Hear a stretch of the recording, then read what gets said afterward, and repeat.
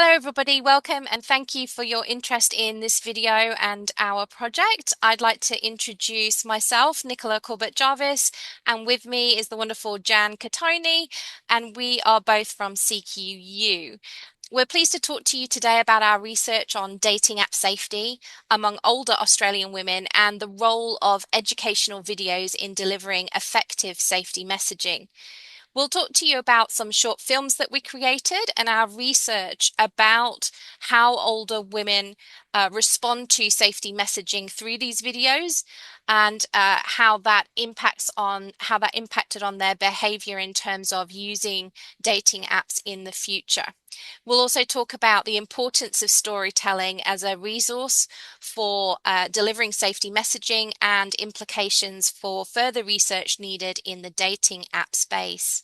I'd like to do the acknowledgement of country. I'd like to acknowledge that we are meeting on the traditional lands of many different First Nations groups and who are the custodians of this land. And I'd like to pay our respect to the elders of all First Nations people of Australia.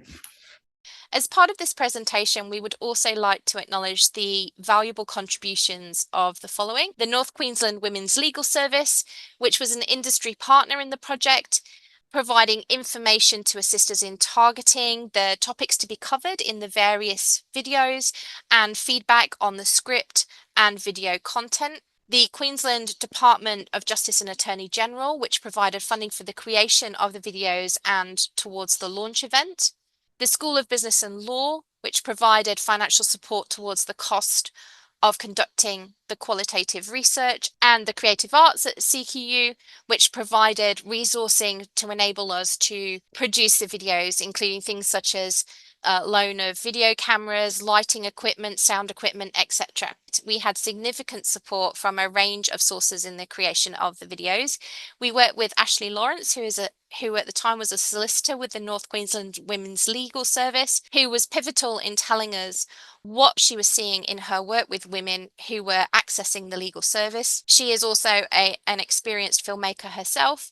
We had a brilliant collection of cast and crew and a great editor, Alex Smee, who are all based in Cairns. We also employed a recent CQU graduate to produce the graphics in the videos and design the promotional materials, and she in fact created a working fictitious dating app for us. So this was a real interdisciplinary team, which was a huge strength in the project and made it really remarkable and enjoyable for all. So just to provide a little bit of background and context about the project, dating apps have really revolutionized, as we know, how people connect, providing people with a broad spectrum of opportunities from casual hookups to long-term relationships.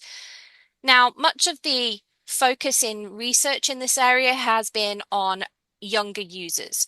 And so older women are regularly left out of any surveys or research that's conducted into the hazards of dating online, perceptions about safety experiences online, etc. Despite this, older women are increasingly using these platforms to find romance and companionship.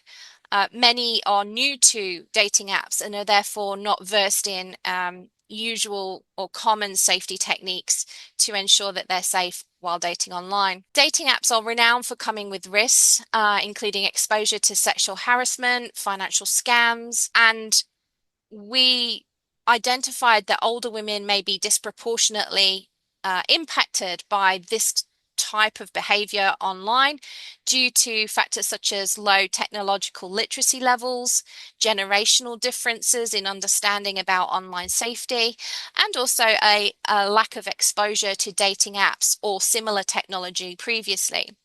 So our study sought to fill this research gap by focusing on elder women's safety concerns when using dating apps and identifying how educational safety messaging can effectively address some of those risks that older women face online. Now, research has shown that the over 60s are the fastest growing cohort in terms of using dating apps. So it's surprising, in fact, that there isn't more research on this topic. And it's even more surprising that there's a lack of information available to this group of users that is designed purposely for them and responds to their unique needs. So our study attempted to address the gap by looking at two key questions. The first is, what are the dating app safety concerns of Australian women who are aged 55 and over? And how can safety messaging be effectively delivered to this group of individuals? Now, much of the current research, as we've already said, focuses on younger demographics. So that also means that a lot of the safety messaging around dating app use is aimed at younger women. Some of the potential harmful interactions that occur through dating apps or offline but are associated with dating apps are relevant to all individuals regardless of age. So, for example, unsolicited sexual images, unwanted requests for sex, abuse based on gender or abuse based on sexuality, and of course, sexual assault that occurs offline following the meeting of an individual online can all occur regardless of age group. Harassment and violence against women perpetuated via dating apps is not rare. 1 in 10 Australian women report of having an unwanted sexual experience with someone that they met online. And we see that from research by Powell and Henry in 2017. Now, for older women specifically, the relationship dynamics are likely to be different than those experienced by the younger generations. And women may, in that age group, be more used to taking a passive role in a relationship, and gendered dating concepts may also apply to them. So they may actually impact upon their perceptions in terms of dating online and how they respond as well. Research shows that older people may not be aware of safety information in relation to dating apps because of unfamiliarity with privacy settings on the technology, and they're unaware of the risks of things like identity theft and cyber stalking, again due to technological literacy levels. Of course, what all this means is that they're much more vulnerable to suspicious interactions, unwanted contact, and they're unaware of how to report problematic profiles. They probably have a limited knowledge of how to block or report abusive behavior, and their inexperience generally in managing online interactions may also increase the risk of harm to these users. Older women are increasingly being targeted in romance scams, where perpetrators try to build trust with the relevant individual in a bid to solicit money from them. Scammers often exploit generational social norms, and older women may encounter fake profiles that lead to emotional manipulation, financial exploitation, and catfishing. We decided that we would focus on safety messaging, targeting the unique needs of this specific group. Now, we had noticed that lots of information was available about online safety in the dating app context, but it was predominantly text-based. So there were long passages of text. Sometimes they had images peppered here and there, or photos or diagrams, but generally the content in that messaging was very good, but it wasn't interesting or engaging for the reader. And we wanted to create an alternative to text-based resources, and we wanted to deliver the messaging in a way that people would remember, especially as we're looking at a cohort who are likely to have a lack of familiarity with the relevant technology. Now, research tells us that short videos are quite an effective way of communicating with people and helping them stay engaged with the content. So we decided that we would look at video messaging as a method of delivering the safety messaging to this cohort, and we would attempt to provide it in a friendly manner to avoid using scare tactics that would put them off from using dating apps altogether. To create these resources, we use what's called collaborative scripting, which we engaged in with the North Queensland Women's Legal Service to develop characters, storylines, and a script, which were then transferred into video safety messaging. We worked hard to create a dynamic between the characters, relatable storylines, and added an element of humor. The storylines were informed by real anonymous cases that were supplied by the North Queensland Women's Legal Service, so there was realism in each story. Because the subject matter itself, the risk of online harm, the risk of offline harm, is quite dark, we decided that humor was an important aspect of the messaging. It would help people remember the message but deliver it in a humorous way with a lighter tone. This led to the creation of 3 videos. So video 1 is called Red Flags. This is where a young woman coaches her friend who is re-entering the dating scene on how to recognize red flags, as in potential warning signs in relation to potential matches and user profiles in online dating interactions. Video 2 is called Show Us Your Bits, and in this case, a professional woman is pressured by another user to share intimate images of herself, and the message in the video reflects changes to the law in Queensland regarding the sharing of intimate images without consent. And video 3 is the do's and don'ts of dating apps. In this particular video, an older woman who is re-entering the dating scene becomes the student when her daughter scrutinizes her online dating app practices. Now, once we had created the videos, we then wanted to evaluate how effective they had been. And so we surveyed 121 Australian women aged between 55 and 78 from 5 states and territories. And we used a mixed methods survey. So participants watched the 3 short character-driven videos that address dating app risks and safety strategies. And then they completed a series of questions in response to what they had seen. The videos highlighted real life scenarios, including common threats like privacy breaches, financial scams, receiving unsolicited explicit images, and the participants then responded to those videos with open and closed questions about the videos, their broader experiences with dating app safety, and their perceptions and behavior as a response to watching the videos. There was also a free text box for any other comments. The data were analyzed using a reflexive thematic analysis, which allows us to identify patterns and themes within the participants' responses. There were 4 key themes generated from our analysis of the participants' responses. The first was safety concerns about dating apps. So participants expressed concerns about several risks, such as financial scams, unwanted sexual advances, and privacy breaches. For example, older women reported apprehension about when they should share their personal details, what to share, and navigating app features that were designed for younger tech-savvy users. Older women consistently expressed increased safety concerns in relation to an online dating profile. The potential dangers associated with the apps, such as fake profiles and inappropriate behavior and violence, were considerations for these women. They emphasized the need for caution and vigilance when using online platforms and reluctance to do so. While many of the participants were interested in dating apps, they also wanted clearer advice and information tailored to their age group. The second theme that we identified was using safety videos for knowledge building.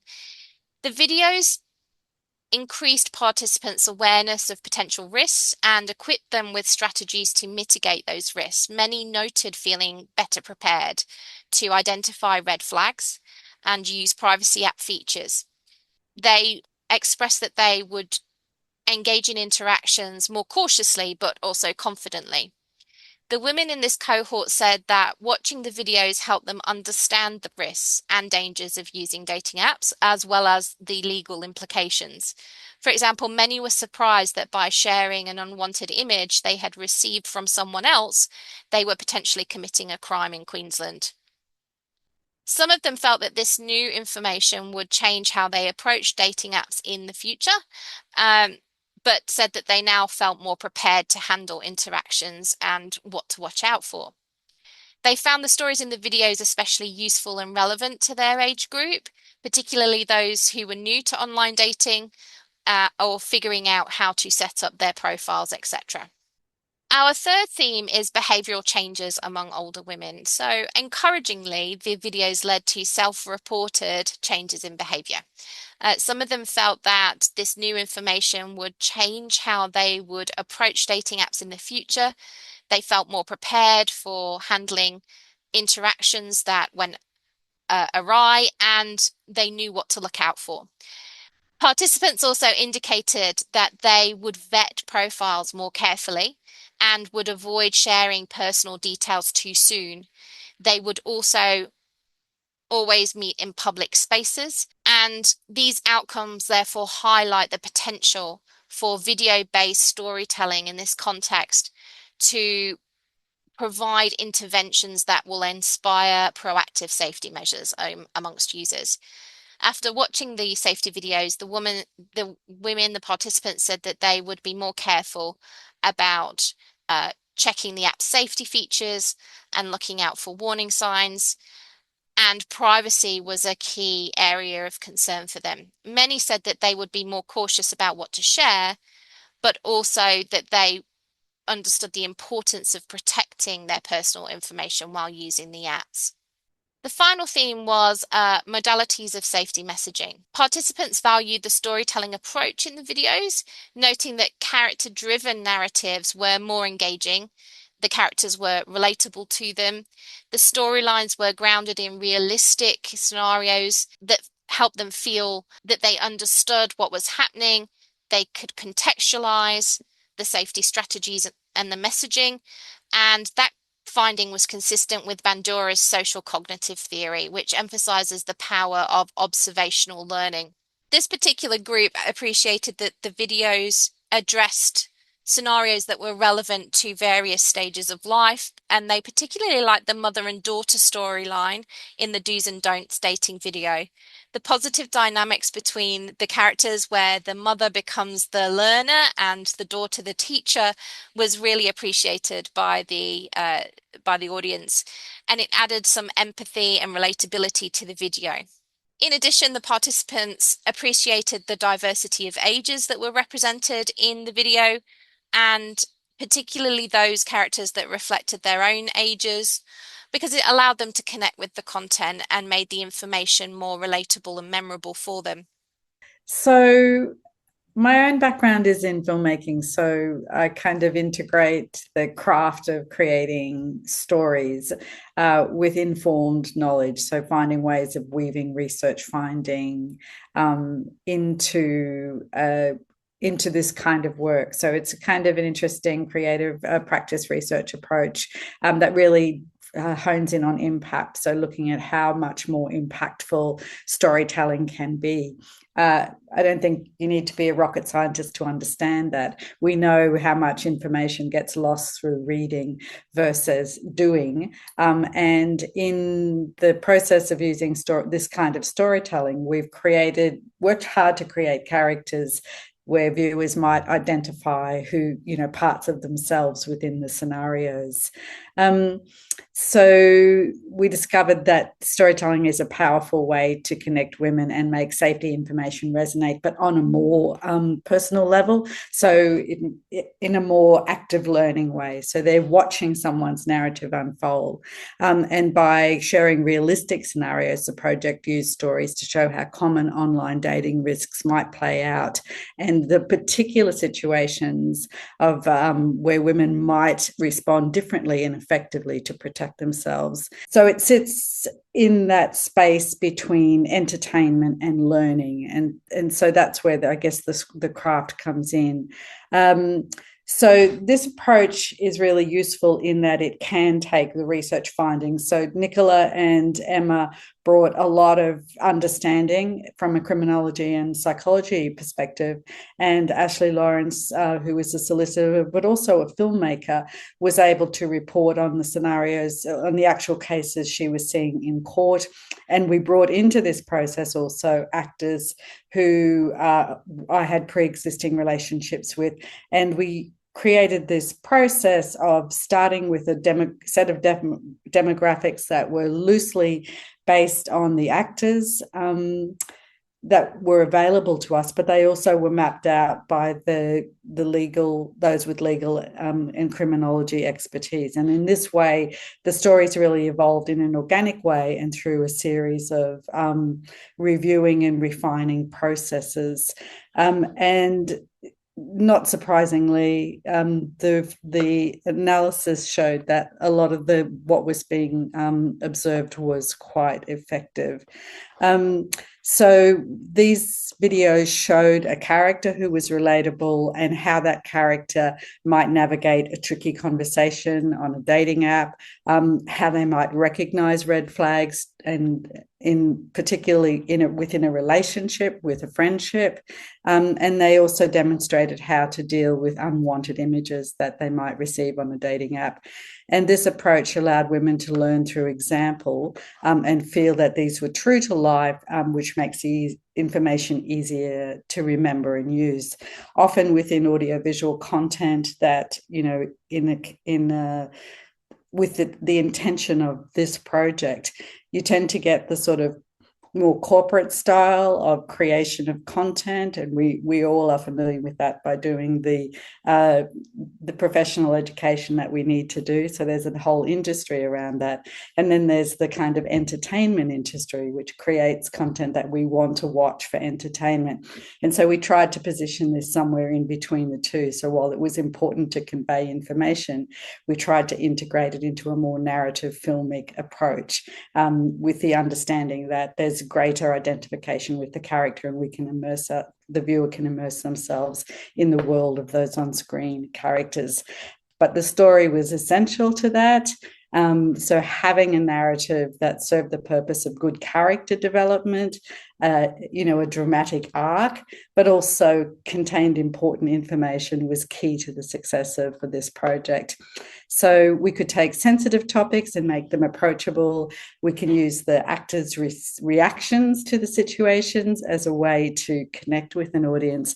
And by creating relatable characters and situations that were familiar, the project was able to help women engage with this content without feeling overwhelmed or patronized, bored, or afraid of using apps. So I think the point Nicola made was really important, that we didn't want to be heavy-handed in our approach. We really wanted to have a soft touch that allowed viewers to enter the world of the characters, the on-screen characters, and hopefully lead them toward greater confidence, understanding, and security in their online dating experiences.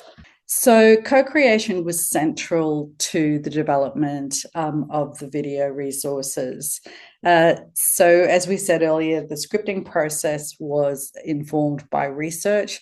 So Nicola, Emma, Ashley, North Queensland Women's Legal Service were all aware on a professional and a academic, a research level about what was happening in the dating world for women. And so we had numerous discussions. It was a very, as I said, iterative process of who were the characters, who were the actors we had available, how could we map out, the greatest diversity possible, particularly with age, and what were the sorts of scenarios that would enable us to embed particular information that was being seen in the courts in the actual stories. And this is where North Queensland Women's Legal Service were able to provide us with case studies and word of mouth, and also they were able to access their own community who they were servicing. So collaborative scripting is a form of participatory action research, and having this big collection of knowledge in the same room from relevant disciplines contributed to the drafts and the review of the drafts, and there was the potential to modify as we went along. The normal process of content creation is a script gets signed off on, it gets resourced, scheduled, and it's kind of from the script becomes a blueprint, and there's not the option for change. And it's quite an intensive and an expensive process to create that content. So we put all our energy into what we call the pre-production phase, and that is to the actual development of the stories and characters and having the capacity to modify them. We did that by filming rehearsals, sharing them with the team, getting feedback, and giving the group numerous opportunities at which to influence the shape of both the narrative, so the storyline, and the characters and their responses. And we worked with both trained actors and non-actors. We put out a call from our campus and discovered great talent, for example, on the front desk, someone who had always wanted to act and did a fantastic job and had a real interest. So in this way, having trained actors and non-trained actors working together gives you the capacity to make sure the performances are good, but it also enables us to do sort of a form of improvisation where the actors are playing versions of themselves. They're fictionalized, so that provides the emotional safety, but their responses can be very natural because they're not rehearsing lines. So we had a lot of flexibility in this production process, and that lived experience was woven into the professional and academic knowledge and expertise. So we used these iterative cycles, we shared them, we changed them, and we had a script, but we weren't stuck to shooting that word for word. And so also on the day, we were able to refine things a little bit. And that process continued through into post-production. So edits of the material were shared, and feedback was sought from the group once again until we got to the final production. In terms of the actual production process, we also had this more flattened hierarchy. So traditionally within production, everyone has a role, everyone knows their role, and a certain process is followed. Because we had a more informal process and because we were able to source our local students, our digital media students, it meant that their own education had equipped them with a number of different roles. So during some scenarios, the students might be actors, and then in the next scenario, they might be behind the camera or assisting with sound or with hair and makeup. So we pulled together a kind of a group of people with a whole range of experiences that matched what we needed. We pulled in local actors who had been working on productions that I was involved in or that the students were involved in. And we also sought a local crew to come in and supplement in areas where we weren't able to find someone to fill that role. We had our digital media staff, both myself and a casual academic, Alex Smee, who shot and edited the material. We had CQ staff who were now working in the industry. And yeah, it was a really nice, we were also, addressing some of the systemic challenges that there are in the film industry, particularly with women taking on major roles. So the image that is on screen at the moment is from our first day of shooting, and that's a mixture of, all of those roles and individuals I've mentioned. We were really lucky because we were also able to pull in the university's resources. So School of Education and the Arts supported this project through our use of camera equipment, lighting, audio equipment. So it actually made it doable because the budget was small for what we were aiming to do. This also led to really positive student learning experiences. So they had an opportunity to work on a project that was a little bit different to the standard production process. But also there were real world outcomes for this. So one of our graduates we engaged to create the very believable online dating app, because when we were filming, we couldn't film an existing app. So that graduate, Jasmine Bradley, created this fully interactive online app that we could use for filming and that the characters could interact with. And this formed part of her portfolio, and she now works with Bluey in their marketing team. So that was pretty exciting for her, and she was able to use this as a stepping stone in her professional career. One of the things we talk about a lot in production is authenticity. And so Even though we had a small budget, a small crew, the characters and the narratives themselves were, really authentic and relatable. And that comes through with the findings, the research findings.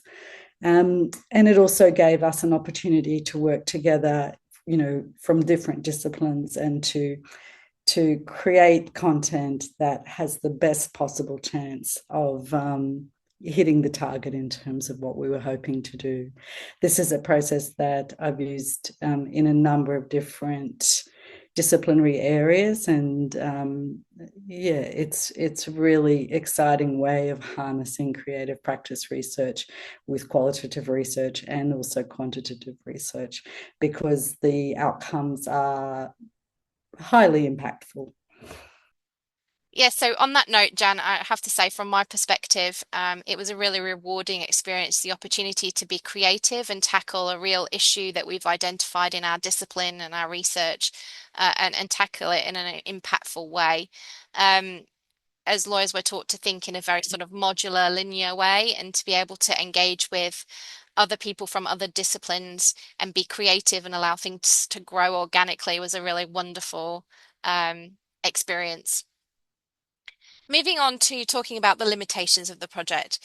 The first is that we did want to include more diversity in terms of the characters. You'll notice if you watch the videos that they are predominantly white women.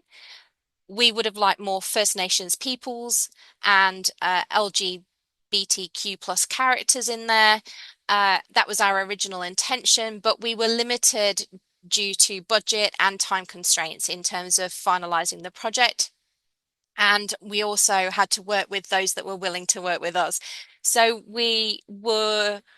uh, we are very much focused on increasing representation if we find a way of making more videos on this topic of dating app safety in the future.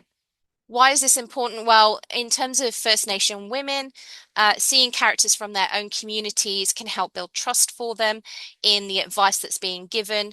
It can make the content feel more relevant to their own experiences, and it acknowledges the different social dynamics and geographical challenges that they may also face, like living in a regional or remote area. And all of those factors may impact their experience of dating apps or how they navigate them safely. We also wanted to reflect, as I said, LGBTQ plus characters as well, because they may also those users may also face significant concerns around privacy, discrimination, potentially being outed, and those experiences are unique in that context. So what we were really aiming for in wanting to include those demographics is sending home the message that one size doesn't fit all and tailoring to the needs of those particular audience members.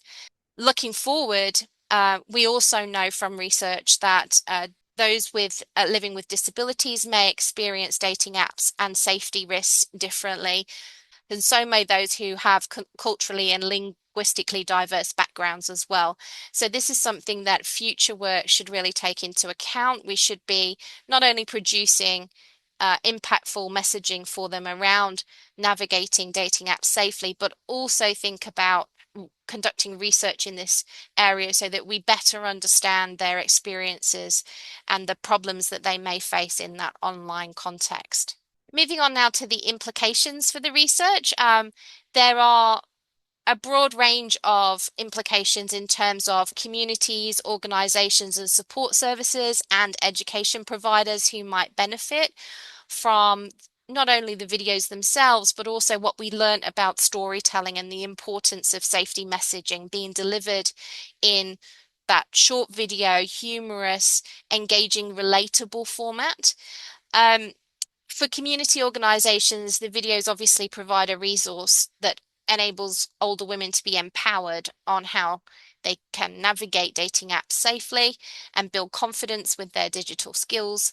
The videos are actually featured on the North Queensland Women's Legal Services website and the website of their relevant partners. We also have a dedicated YouTube site, which is on the next slide, where individuals can not only find the videos, but also links to support services as well.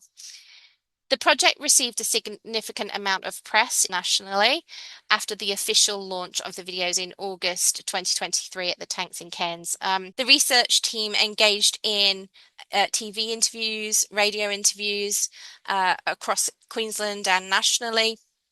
And the project also featured in several news reports across 5 different regional areas. And we were also featured in several print mediums as well. This exposure led to the project being listed as a finalist in the community engagement category of the Financial Review Higher Education Awards in 2024. And we also have produced a publication relevant to the findings that we're discussing today as well, which is also, the link to that is also available on the next slide.